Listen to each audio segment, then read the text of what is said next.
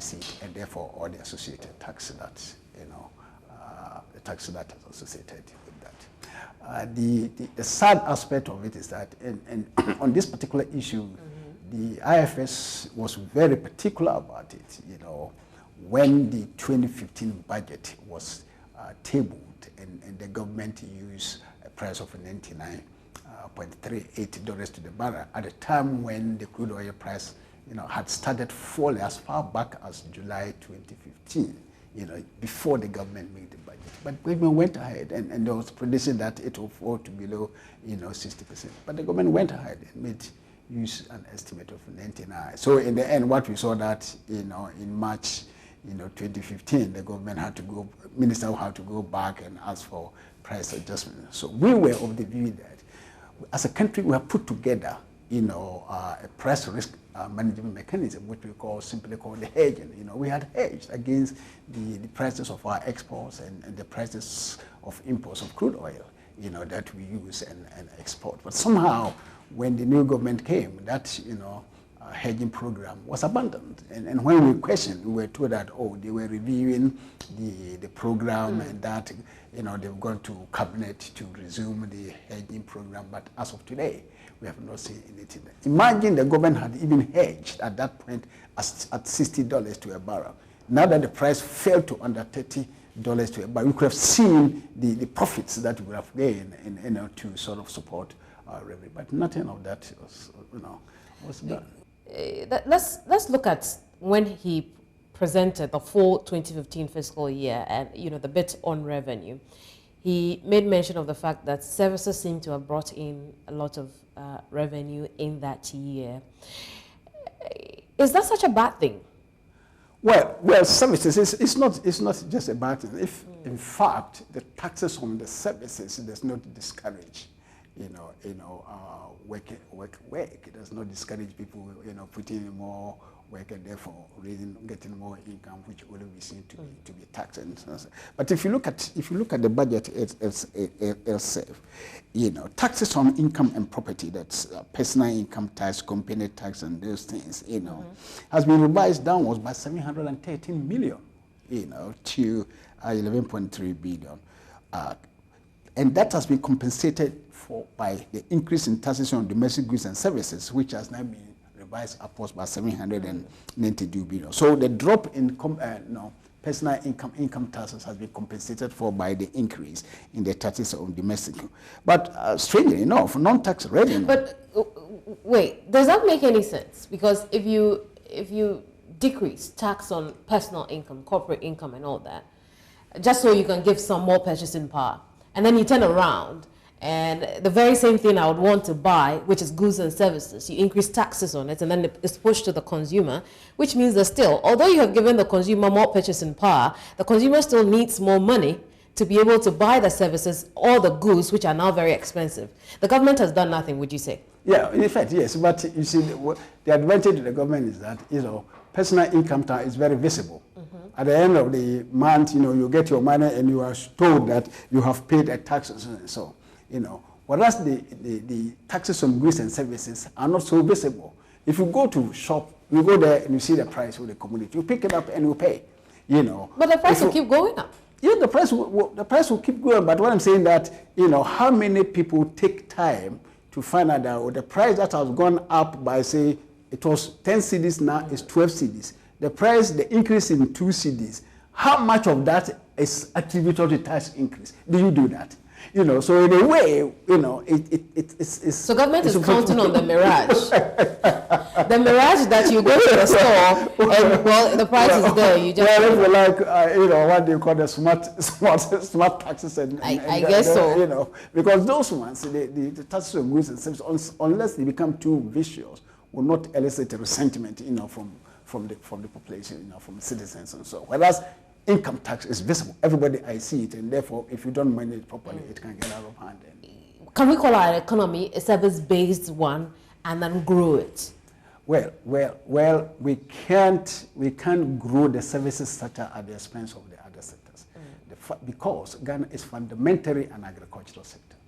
And for the economy to grow and transform, we need to grow the agricultural sector. We need to pay attention to the agriculture sector. whilst we are doing that, we also need to try to establish a linkage between what the agricultural sector will produce and the manufacturing sector, so that most of the product that will come to the agricultural sector will set as raw materials to feed the manufacturing sector, which is almost completely now collapsed. And again, once we develop and diversify agriculture, that itself will also help us to diversify our export and increase our non-traditional export, and therefore make it get more, foreign exchange, which has serious implications. The more we export, the more revenue we get, the more export revenue that we get, the more foreign exchange we get, and the more reserve that we get, and the more the positive impact on our domestic currency and all those stuff. So we cannot say that we're going to put emphasis more on developing services at the expense of agriculture and industry. It is not going to help us. Knowing that when the economy grows at a high rate, it has a whole number of things. It creates opportunities for employment. It grows domestic revenue, increases the commodities that we can consume and export. And I was thinking that is where the finance minister should have paid attention to that. Again, in doing that, he will indirectly, try to solve some of the unemployment problem in this country. I don't know, I'm an economist, but I don't even know the unemployment rate in this country. All that I hear is that we have high level of graduate unemployment, graduate unemployed people. But who knows how many people are we talking about? I think government has admitted there is no data on that. So how do you plan? If there's no data, how do you plan, develop a response to address that particular issue? Professor Newman, thank you very much for your time. We've been speaking to Professor Newman Kusi. He is Executive Director for the Institute for Fiscal Studies. If you missed the conversation, our conversation has been on the back of the mid-year budget review presented to Parliament over the week, and the fact that the Finance Minister is asking for close to 1.9 billion cedis from us as a Ghanaian people to be able to use for his activities to year end. The question was, where were we going to get the money? We've heard the answers. If you missed it, log on to the bftonline.com on YouTube to be able to see that full version of the program.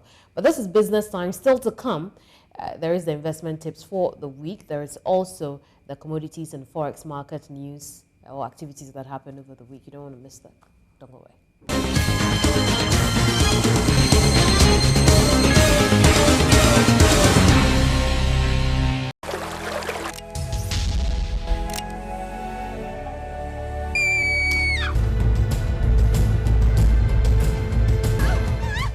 Wow! It would not let matali.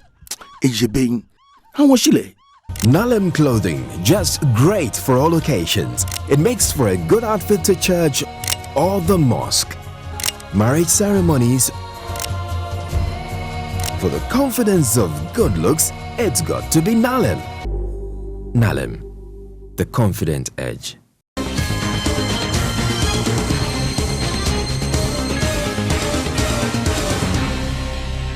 You're watching Business Time, and my name is Kimini Amana. It's time now for us to get our investment tip for the week. David Wako is Director for World Vision Financial Services, and he's bringing you those tips. Do stay. Hey, it is good to know about how to acquire your capital for business. And as we have been studying, we know that you can raise, or you need to raise capital from your own source. You can take a debt to do. And we also try to venture into what is public capital and private capital. And we describe public capitals as capital acquired through buying or selling of shares in the stock market, which is well known as public listing. So you will see companies, especially in other parts of the world, Ghana is not too common, but companies that are listed from the stock exchange or on the stock exchange are always ending their name with PLC, meaning public listed companies. And companies can get their capital from the public market, that is the stock exchange, where capital is sold or bought. So When you buy a share, you are paying for a capital for a company. Individuals, institutions, corporate bodies, NGOs, and so many funds can buy capital or can pay for capital for companies on the stock exchange market. There are advantages and disadvantages. Simply put, if you pay or buy share from stock market, what you are doing is you are investing, you are taking ownership, you are becoming part owner from the company's share you bought. And the company also share with you whenever they make profit, called dividend. So you also benefit from this institution or this company.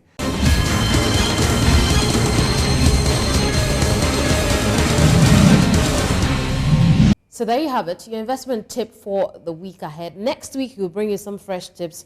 You want to stay on for that. But the program continues with activities on the commodities and forex markets over the week.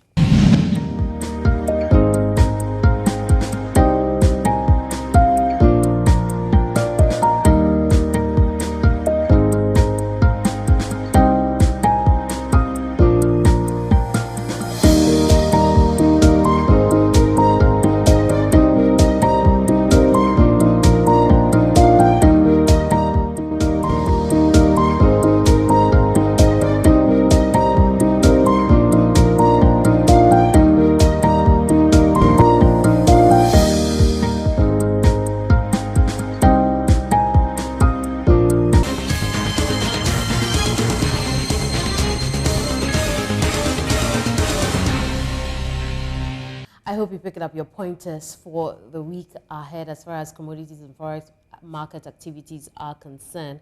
This is Business Time, powered by the Business and Financial Times newspaper and brought to you in association with Giant Malts, World Vision Financial Services, Nalem Clothing for my costume, and Jubin House of Beauty for my makeup. And you can find the Business and Financial Times newspaper throughout the week on any newsstand here in the country. It's Africa's leading provider of credible business information. That'll be all for this week.